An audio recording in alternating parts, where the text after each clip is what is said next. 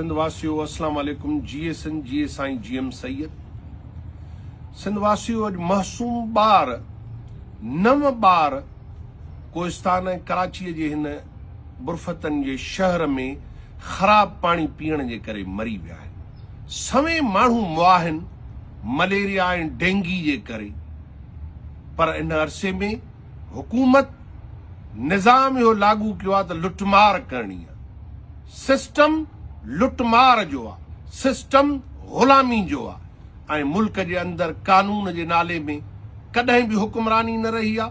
पोइ 73 जो आइन जॾहिं असली सूरत में लागू थियो हो तॾहिं बि सिंध लुटी। 73 जो आइन 1 यूनिट जो आइन आहे। 73 जो आइन लुटमार जो आइन आहे। 73 जो आइन क़ौमुनि जे इनकार जो आइन आहे।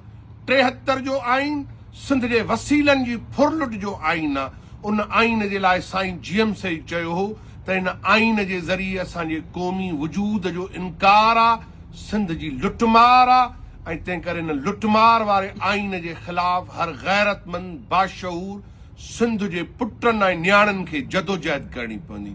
उहो आइन कहिड़ी बि सूरत में ज़ुल्फ़कार अली भुट्टे लागू कयो हो त बि तबाही हुई ऐं जे जनरल ज़िया उनखे ख़तमु कयो हो तॾहिं बि तबाही हुई। जो आइन पीपल्स पार्टी, मुस्लिम लीग या PTI लागू कयो हो तॾहिं बि तबाही हुई। उहो आइन सिंध जे माण्हुनि खे तहफ़ुज़ नथो ॾे। अॼु उन आइन में जेका बिलावल ज़रदारी मौलाना फज़ुल रहमान एस्टेब्लिशमेंट सां गॾिजी 26 आइनी तरमीम कई, उहो बि अदालतुनि ऐं इंसानी हक़नि जे ख़ात्मो या नओं 27 तरमीम जो जेको ड्रामो रचायो वञे थो, उहो बि 27 तरमीम बि सिंध जे वजूद ते वार आहे। इन आइन जे तहफ़ुज़ लाइ तहरीक न तहरीक हले त सिंध जे तहफ़ुज़ जे लाइ सिंध खे क़ौमी हैसियत जी बहाली, उहा क़ौमी हैसियत जी बहाली जेका राजा ॾाहर जे दौर में असां खां खसी वई हुई, उहा वापसि वठण जी बहाली आहे। उहा बहाली खपे जेका बहाली ॼाम निज़ामुद्दीन जे दौर में आज़ाद सिंध में ई ओड़ी बहाली खपे। ग़ुलाम शाह कल्होड़े जहिड़ी आज़ाद सिंध जी बहाली खपे। ॿिया सभु कानूनी आइनी तरमीमूं मौक़े परस्ती ऐं सिंध खे तबाह करण जे बराबरि आहे। अॼु धाड़ेलनि खे त सिंध जे अंदरि तहफ़ुज़ ॾिनो थो वञे, पर किरोड़े सिंधी गैर महफ़ूज़ आहिनि।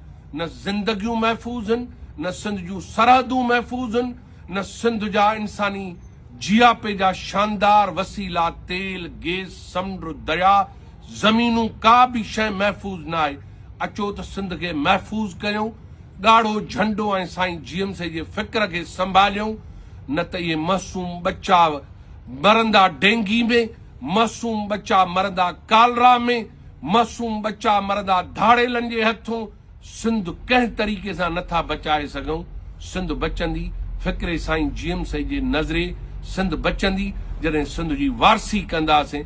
अचो न्याणियूं, पुट, धीअरूं, बुज़ुर्गो, सिंध जो शऊर ऐं गैरत अॻिते अचे त सिंध खे बचाए सघूं, सिंध खे शानदार मुस्तक़बिल ॾेई सघूं। महिरबानी।